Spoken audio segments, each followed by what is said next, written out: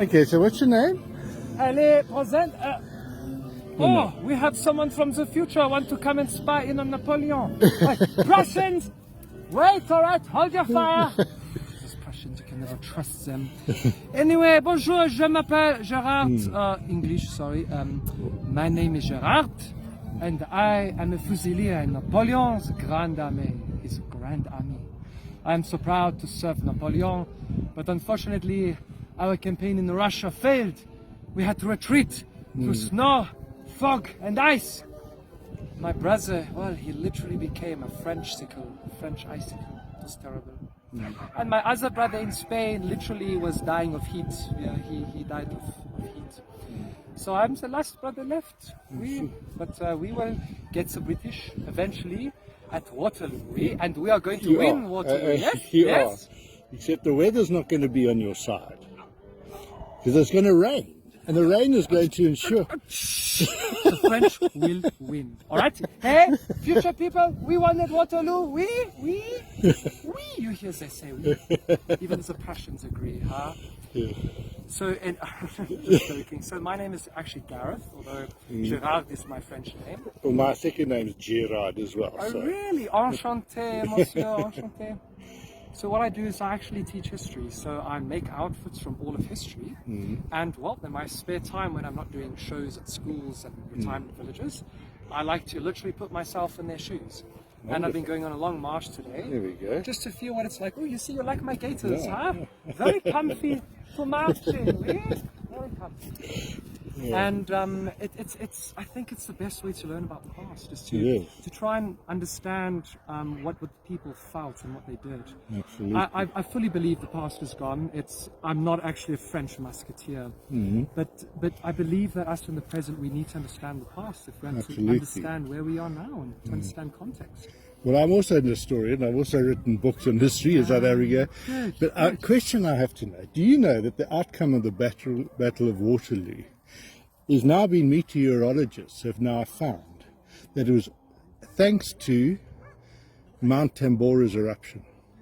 Where's Mount Tambora? Mount Tambora is in Indonesia. It was the biggest earthquake in human history. And 4 months later, when the ash cloud dispersed across the globe, it did affect weather conditions, and they had the year without a summer. But they've now found that there was a process that more immediately affected the electronics of the whole planet in terms of lightning and the ionization. So they called it ionization suspension or ionization levitation. And it affected the unseasonal weather in Europe within a month, which is why Napoleon lost the Battle of Waterloo. That's right. It was, and Mount Tambora erupted the year before? In a month before, in March 1815. And it had such an impact. So it's one of these sort of counterfactuals. You say, well, what would have happened had there not been that eruption, which was entirely... What would the world look like today if Napoleon had won at Waterloo? Speaking French, monsieur. All right, mark my words. Although it's beautiful, these things. They all play together. But I do think that I do think the universe is linear. It's a steady journey onwards with all the atoms interacting with each other. To say if this didn't happen, if this, but everything prior to an event happening that had an effect all had its roots in its own history. Mount Tambora was forged and formed, so its own history couldn't be disputed. So it was a collision course for Waterloo. But then you know what then happened? The reason I'm interested in this is because I'm studying the history of the 1820 settlers. Yes. Who then came to South Africa. Why? Because of the post-Napoleonic War conditions in Europe. Yes. And then Britain, they were so used to a war economy, they weren't geared up for actually a peacetime economy. So it had these masses of people out of work, declining economic conditions, and they put 5,000 of them on ships and then sent them to Africa. For better prospects in the New World. For better prospects, where they actually were going to a war zone, but that's another part of the story. My ancestors was part of that. My surname is Sefton. Oh, really? And Oh, yes, of course. Hezekiah Sefton, of course. My ancestor. Oh, they're one of the famous 1820s. And you, sir, what is your name, monsieur? It's Clarke. It's Clarke. So, yeah, no, the Seftons are wonderful. I mean, you know, one of the the settlements, one of the people came out. The person I'm researching, her ancestors came out then as well. Yes. Yes, I read it in the book. I read a book about the Albany settlers, yes. Grahamstown. Yeah, so they were part of the Albany crowd, and then and settled there in Bathurst. But isn't it? It's lovely. So you teach history at university. It's what I do. No, I'm not in university. People sometimes surprised. I never took it to tertiary levels. Straight after school, I basically spent a year just volunteering.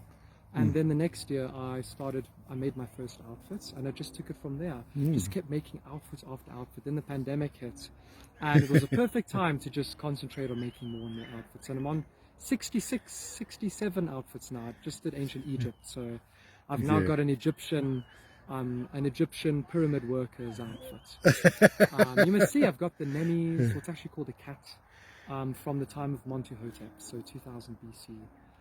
So it just started from there, and I just kept making outfits, and eventually I started doing public shows. I did a weekly show at a cafe by Delta Park for the whole of last year. Oh, okay. It was great. It was a good way to get a bit of publicity. Well, I must do a YouTube feature on you. And of course I made a YouTube channel too. Have you? Okay, like that. So give me your, what's it? I should. Let me just mention it to you because I've recorded it now. It's called Missionism. So Mission ISM. And if you're on the video there, you can actually... You see that there? You see? There we go. See, this is where the real treasure is, monsieur. So, Missionism is my YouTube channel. Good. Okay, great. And that's what I do. And I'm able to make a small living out of it. Good. I'm still growing, but Well, maybe I'll recruit my son to join you, because he's also got a fascination of history, and I'm sure you'd love to get all dressed up. And then you see, I had a few buddies. Sadly, my buddies got quite busy. But sometimes I would go for marches just like this with my latest outfit. I remember we did the US Civil War. I made a Confederate and a Union outfit. And my buddy was the Union, I was a Confederate. So just marched around, testing out the new outfits. It was fun. I also did the Black Death one. So I was the plague doctor. My buddy was the Puritan. And we were from the 17th century. It was so goodness. fun. Well, strength to you. Mr. Septon. So what is your surname, Septon, or you know? That's it, yeah. Gareth Sefton is my name. Well, there we go. See, thank goodness for the 1820 settlers. Thank goodness that Napoleon lost the Battle of Waterloo, because otherwise you wouldn't be here, you know that. Oh, this is a paradox. No! Okay, fine. The rest was English. Okay, thanks a lot. Go on. Good to meet you,